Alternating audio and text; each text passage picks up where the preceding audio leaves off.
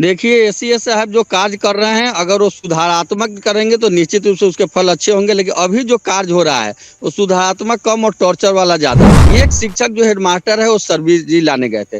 जब विद्यालय में भोजन बन रहा है तो आखिर सब्जी दाल लाना हेडमास्टर का ही ना काम है, तो जाएगा नहीं तो कैसे लाएगा। 90% पदाधिकारी जो डीओ डीपीओ हैं उनका कार्य हो गया है बेंच डेस्क बेचना, थाली बेचना। सरकार को इंफ्रास्ट्रक्चर भी देखना चाहिए एसीएस साहब को। जैसे एक विद्यालय में कितने कमरा है, कितने बच्चे हैं, जहाँ 2 कमरे हैं वहाँ आखिर कैसे 8 क्लास पढ़ाई होती है, कैसे 7 से 6 से 5 से बच्चे वहाँ बैठेंगे। नमस्कार केशव जी, एनबीसी 24 में आपका बहुत बहुत स्वागत है। देखिए जिस तरीके से एसीएस सिद्धार्थ चेकिंग कर रहे हैं, इसको लेकर कई तरह के प्रश्न चिन्ह उठ रहे हैं और ऐसे में कई सारे शिक्षक जो है नाराज भी चल रहे हैं। प्रदेश अध्यक्ष केशव कुमार शिक्षक संघ से जुड़ेंगे, बात करेंगे। केशव जी क्या कहेंगे एसीएस सिद्धार्थ के जांचों को देखते हुए? देखिए एसीएस साहब जो कार्य कर रहे हैं, अगर वो सुधारात्मक करेंगे तो निश्चित रूप से उसके फल अच्छे होंगे। लेकिन अभी जो कार्य हो रहा है वो सुधारात्मक कम और टॉर्चर वाला ज्यादा है। आप देखिएगा कि उन्होंने मधुबनी में एक विद्यालय में जांच किया और कार्रवाई कर दिया कि 6 शिक्षक विद्यालय से गायब है, जबकि सरकार के आदेश से ही 5 शिक्षक थंब इम्प्रेशन के लिए मधुबनी गए हुए थे। एक शिक्षक जो हेडमास्टर है वो सब्जी लाने गए थे। जब विद्यालय में भोजन बन रहा है तो आखिर सब्जी दाल लाना हेडमास्टर का ही ना काम है, तो जाएगा नहीं तो कैसे लाएगा। आपको पता करना चाहिए कि जो 5 टीचर गए वो कहाँ गए हैं।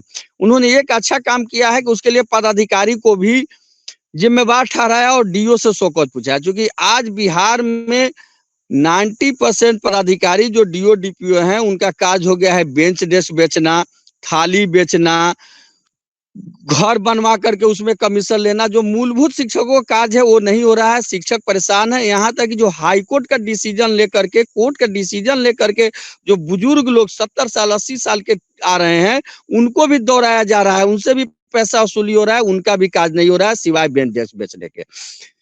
सरकार को इंफ्रास्ट्रक्चर भी देखना चाहिए एसीएस साहब को। जैसे एक विद्यालय में कितने कमरा है, कितने बच्चे हैं, जहाँ 2 कमरे हैं वहाँ आखिर कैसे 8 क्लास पढ़ाई होती है, कैसे 7 से 6 से 5 से बच्चे वहाँ बैठेंगे। सरकार कह रही है, एसीएस साहब कह रहे हैं कि बच्चे ड्रेस में नहीं आए हैं। ड्रेस का पैसा तो आप बच्चे को न देते हैं, आपको हेडमास्टर को मास्टर को तो देते नहीं है कुछ जबरदस्ती सिलवाए, तो उसकी जिम्मेवारी उनकी है। आज जो सफाई कर्मी बहाल हुआ है सप्ताह में 1 दिन 2 दिन आता है, आता भी नहीं है, कहता है रुपया दे के बहाल हुए हैं।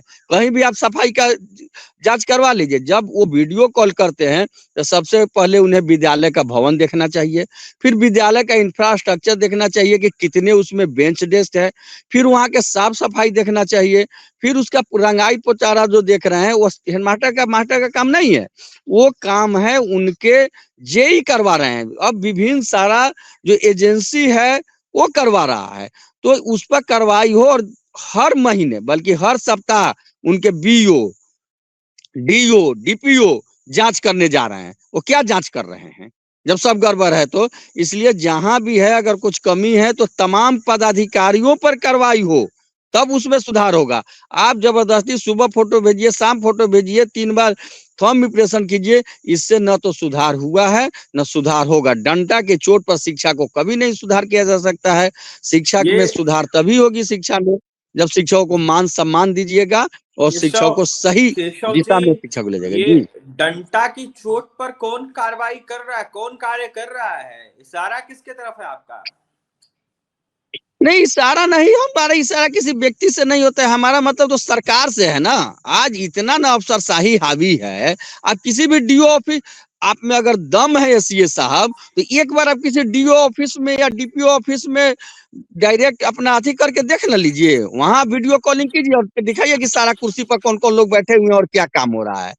आज आप किसी भी डीओ डीपीओ ऑफिस में चल जाइए, ये आपको 5 गो टीचर नहीं मिलेगा, वहां 50 गो खाली बेंच डेस्क के ठेकेदार दलाल यही सब बैठा हुआ है।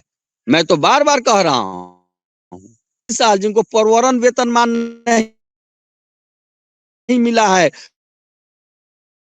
जो अन्य सुविधा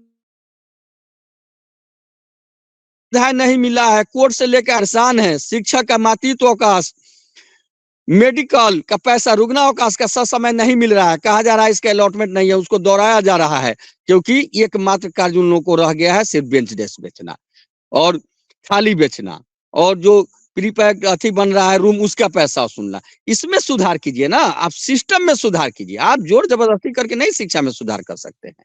केशव, किस अभिषेक तरीके जी, के सुधार की मांग करेंगे, किस तरीके का सुधार होना चाहिए आखिरकार, जिस तरीके से एसीएस का कार्रवाई देखने को मिल रहा है इसमें? मैं क्लियर बता रहा हूं, सबसे पहले आप विद्यालय का भवन देखिए, इंफ्रास्ट्रक्चर देखिए, जितना बच्चे हैं उसके अनुरूप देखिए कि वहां कमरा है कि नहीं, उतना शिक्षक है कि नहीं, बेंच डेस्क उसके अनुरूप है कि नहीं, पढ़ाई तब देखिए कि पढ़ाई हो रही है कि नहीं। अभी आपको एक समस्या बता दे, जो बीपीएससी टीचर हैं सभी जगह उनको 4% ही एचआर मिल रहा है, जबकि उसी विद्यालय में पढ़ाने वाले अन्य शिक्षक तो देहात क्षेत्र में उनको 5% मिल रहा है, जो शहर के 8 किलोमीटर के रेंज में है उनको 10% मिल रहा है, लेकिन उनको 4% ही मिल रहा है। इंक्रीमेंट जो 3% उनको जुलाई में बढ़ना चाहिए वो आज तक नहीं बढ़ा है।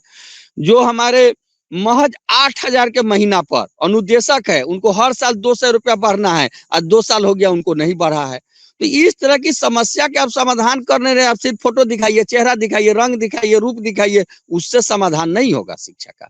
शिक्षा का समाधान करने के लिए आप शिक्षक प्रतिनिधियों के साथ बैठिए, समस्या को कलेक्ट कीजिए और छोट समस्याओं को आप समाधान कीजिए, तब जाके शिक्षा का समाधान होगा और शिक्षा का पूर्ण विकास होगा। शिक्षक क्या करेंगे अब अगर समाधान नहीं होता है तो? नहीं होता है तो हम लोग आगे बैठक करेंगे और आगे अपनी ताकत को भी दिखाएंगे। अभी हमने तिरहुत में अपना ताकत दिखाया है ना, विधान परिषद के उपचुनाव में। ऐसा समय आएगा तो हम विधानसभा में भी दिखाएंगे, अगले विधान परिषद में भी दिखाएंगे, हम ताकत दिखाएंगे, सड़क पर दिखाएंगे, न्यायालय में दिखाएंगे। अब तो सदन में भी हमारे भाई बंशीधर ब्रजवासी जी चल गए, हम सदन में भी हम दिखाएंगे अपनी ताकत। अंतिम सवाल रहेगा केशव आपसे, जिस तरीके से बिहार में स्थानांतरण को लेकर उहापोह की स्थिति बनी हुई है, उस पे क्या कहेंगे आप? लगातार मांग कर रहे थे, ऐच्छिक स्थानांतरण की मांग की जा रही थी आपके द्वारा, आपके साथियों के द्वारा, तो ऐसे में स्थानांतरण पर क्या कहेंगे आप लोग? देखिए, ऐच्छिक स्थानांतरण भी कही थी कि हम महिलाओं का स्थानांतरण करेंगे, सॉफ्टवेयर बना रहे हैं, लेकिन सॉफ्टवेयर आज तक नहीं बना। इस बार भी सरकार बार बार टाइम पर डेट पर डेट देते जा रही है, तो सरकार से आग्रह करेंगे कि आप ऐच्छिक स्थानांतरण कीजिए ताकि। देखिए, तो शिक्षक संघ के प्रदेश अध्यक्ष केशव कुमार थे हमारे साथ, अपनी बातें रख रहे थे। वहीं स्थानांतरण पॉलिसी के साथ साथ यह साफ तौर पर कहते हुए नजर आ रहे थे कि एसीएस सिद्धार्थ अगर कार्य कर रहे हैं तो ये अच्छा पहल है, लेकिन जिस तरीके से गलत कार्रवाई ना किया जाए, ऐसे में अगर सुधार नहीं किया जाता अनेकों विषयों को देखते हुए, तो शिक्षक बैठक करेंगे और बड़ी रणनीति बनाएंगे। फिलहाल केशव कुमार शिक्षक संघ के प्रदेश अध्यक्ष थे, हमारे साथ अपनी बातें रख रहे थे। वहीं क्या कुछ करते आपने सुना है। और भी तमाम खबरों के लिए एनबीसी के साथ बने रहे। बहुत बहुत धन्यवाद।